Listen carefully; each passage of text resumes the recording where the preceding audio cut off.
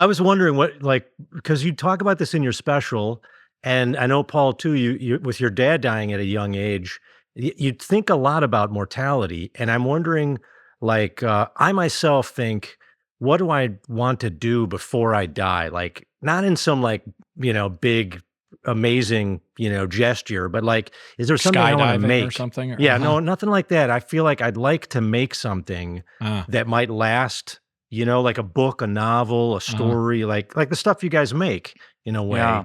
And I think creativity is a way to try to get some immortality. I mean, you have kids and they're going to go on, but mm, then, Plato thought, well, when you make art, you're also trying to get some immortality, like mm. so that in 100 years from now, there might be You'll, some thing you you'll made continue that, to connect yeah, the people. yeah. Do you guys ever think that way, or it's like, well, that's just my job?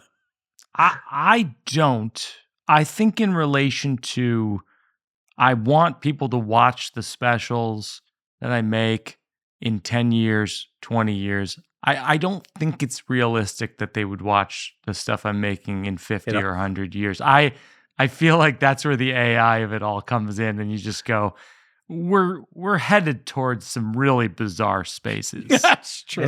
I think you're right. What people are going to be into and watching is going to be something we can't even I think conceive that of, my really. specials are going to play like Battleship Potemkin in a few years.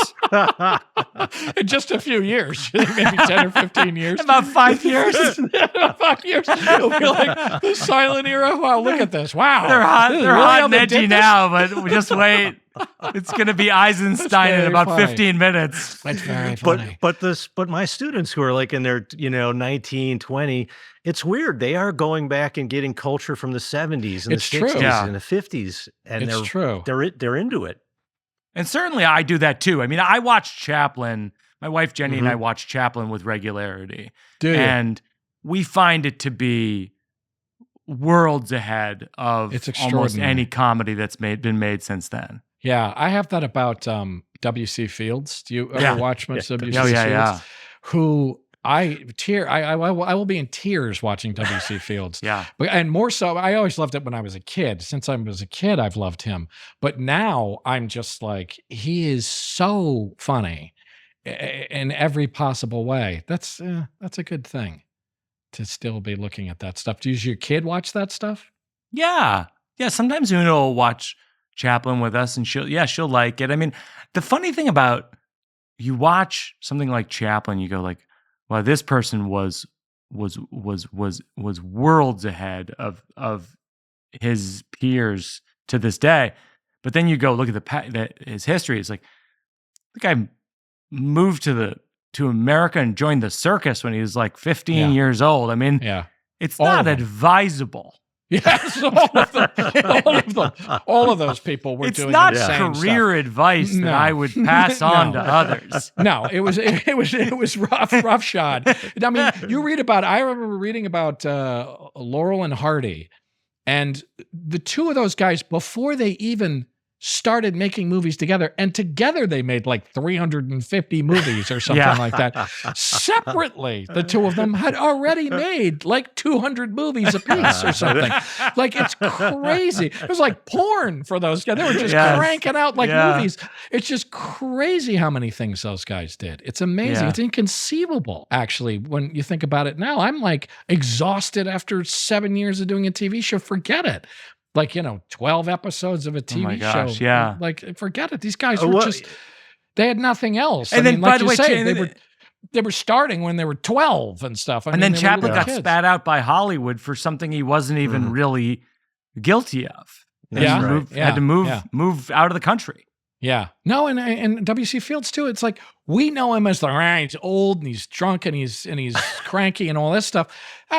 It was the third act for that guy. He'd already Yes. been this huge vaudeville star. He invented certain kinds of juggling. He invented cigar box juggling, Wow. apparently. Yeah. Wow. Do you do any juggling? Have you ever done any juggling or anything like that? I can pretend to do most things. And I can actually do almost no things. I think people can spot it if you're pretending to juggle. They can see that. They can. I would hope so. One would hope so.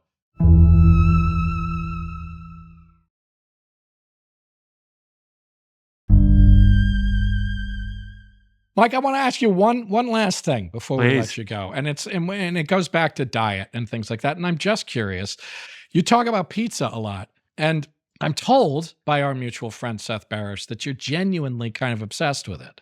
So I'm just sort of interested, like pizza, your thoughts on pizza before we go. I just want Well, any. Yeah, I have a joke in the special where I say I love pizza so much I get excited when I see Yeah. the word plaza.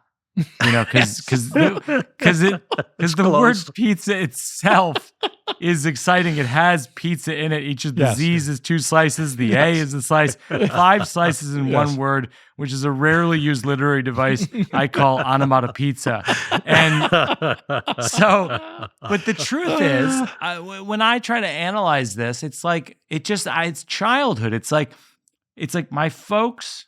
I was the 4th child of 4, and I was like the kid who I just kind of figured stuff out on my own. I was, you know what I mean? Like they were kind of, my parents were they're very loving in their own way, but they're Take very care. kind of. Yeah, take care. But they were sort of done with parenting. They were like, that was fun. Yes. Yeah. And then You're I there was, this other I was kid number walking 3 around. and last, and Oh, they were done. yeah. They were completely Yeah. done. So I can only imagine. There's nothing wrong with it, but it's just funny. They were like, oh yeah, there's this kid running around here. I don't know who he is. You know what I mean? And so Just toss him a piece of pizza? Was that what you just yeah, and exactly. Yeah, and so really. and so a lot of it was like I would make steakum, I would make macaroni and cheese, I would Steak-um. order pizza. Like I would eat the simplest foods that in hindsight were the worst things I Yes. could be eating. Yeah. But to this Yeah. day, Yes. I am so physically drawn to pizza. It is almost, and it's outrageous. Yeah, I think you're right. It's a childhood thing because certainly I for think me, it's a perfect food. It's the perfect. Come on, It's a great there's- food. It is. You It got is. your cheese, your veggie. It's the perfect food. It's true. No, and you got It your is bad carbs. for You you, have but- the whole thing. I know. Is it though? I mean, is it really as bad for you as some other things? Say sugar fries. Or No, something but like I always say Sugar sugar fries. fries. Like I always say I've adjusted to like 1 or 2 slices. I used to just That's do the whole amazing. pie. Yeah, I used to do no, the whole I know. pie. And if you do, I think if you do the whole pie, you just start to be. Yes. That's not the right amount of slices for one human. Yeah. Well, You should- I grew up in New Haven, Connecticut. Oh wow, that's a Yeah. real knockout. Well, see, and that's what I just wanted to feel you out about that. And that's to you would say that's good pizza in New Haven. Oh yeah, right? Sally's and I mean Pepe's. it's like Well, it's yeah. the amount of great pizza in New Haven is, Yeah. I would say, per capita better than New York. Yes, I would agree. But then overall, New York just has more great It's pizza. true. We're gonna but get a there's lot of just- hate. We're gonna get a lot of hate mail from. Well, New York. what about Yeah, the but Chicago? but per the capita, Chicago per capita, pizza. per capita. And we're gonna write off Chicago entirely. We're gonna write off Chicago No. entirely. Chicago pizza is like a birthday cake of pizza. It's just this massive, huge, thick thing. I think I still have yet to have that kind of pizza. Really? I mean, I had what somebody told me was Chicago deep dish, and I'm like, this isn't that deep. I was like, this is like not that deep, but I liked it though. It was good. It's crunchy. It was crunchier than crunchy. I thought it was going to be, and that was a little bit of a surprise. But yeah, it's a All childhood. right, we're down to the deep stuff here on the Chinwag. Yes. Pizza. we finally This is got to crucial. we finally We got finally to the got real there. shit. We finally did, but we've used up a good amount of your time. It's Mike been so Birbiglia. fun. This has been a very worthwhile chinwag, I think. I Yeah, definitely. thank you. No. Talk about heroism. You may have saved the entire podcast from the banality it usually descends into. So thank you so much, Mike. Yeah, Birbiglia. thank you. It's And really yeah, fun. always Appreciate a pleasure.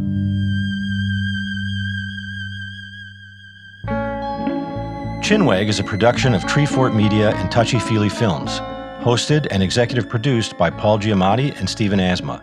Executive producers for Treefort are Kelly Garner and Lisa Ammerman. Dan Carey is executive producer for Touchy Feely. Our series producer is Rachel Whitley Bernstein. Original theme music by Luke Top, with additional music by Via Mardot. Oscar Guido is our executive in charge of production. Tom Monahan is head of audio for Treefort. Animation created by Alex Sokol. Editing and mixing by Jeff Neal. Lastly, for more information, go to chinwagpod.fm. And find us on Instagram or TikTok at Chinwag Pod or on Twitter at Chinwag_pod.